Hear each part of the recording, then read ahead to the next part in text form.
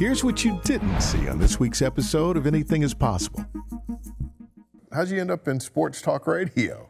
So I did it a little bit in town for fun, and then we started having some success. And every time I would do it, everyone would tell me how good I was at it, and how they were like, oh, when you break this down, or when you do that, or you're really funny, or you're real, or whatever. I had an ability that kind of, I guess, came naturally a little bit to just be me all the time, and not as buttoned up, because that's not me. Me is raw, me is funny, me is flawed, me is a lot of things. And I just really enjoyed it. And, I wanted to get into coaching forever. But I just knew that life on the recruiting trail in hotel rooms was probably not the best situation for me. But the actual coaching part I'd be good at. And so I kind of viewed the whole sports talk thing as like being a fan coach. People love something, they watch it and they think they know, or maybe they don't know, and getting to explain things so they understand something they love, that we share, loving that together, the connection was very real.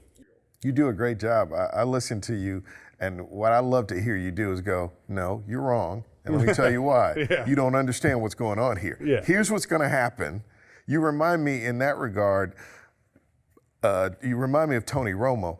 Romo will say, this is what they're about to do. Mm-hmm. They're going to do this. And you look, he'll illustrate it. And then all of a sudden you see the play and it's like, I've heard you do that. I've heard you go, here's what's going to happen Saturday. Mm-hmm. They're going to do this, this, and this. And if we don't do this and this, we're going to be in, so I really appreciate that. Well, it's been fun. I think doing anything in public is fun. And for me, that's all I've ever known. So, right. You know what I mean? Being, from the time I was 15 or 16 years old in a small town in Oregon to being the quarterback here, which is instant fame, good or bad, people know you.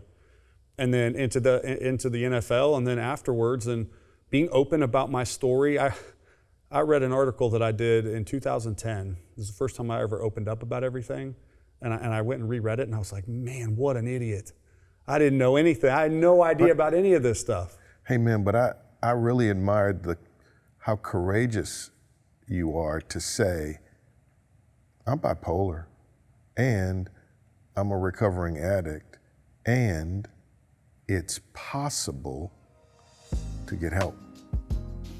When I think about anything is possible, I'm thinking about what has you in that chair today, because you're not supposed to be.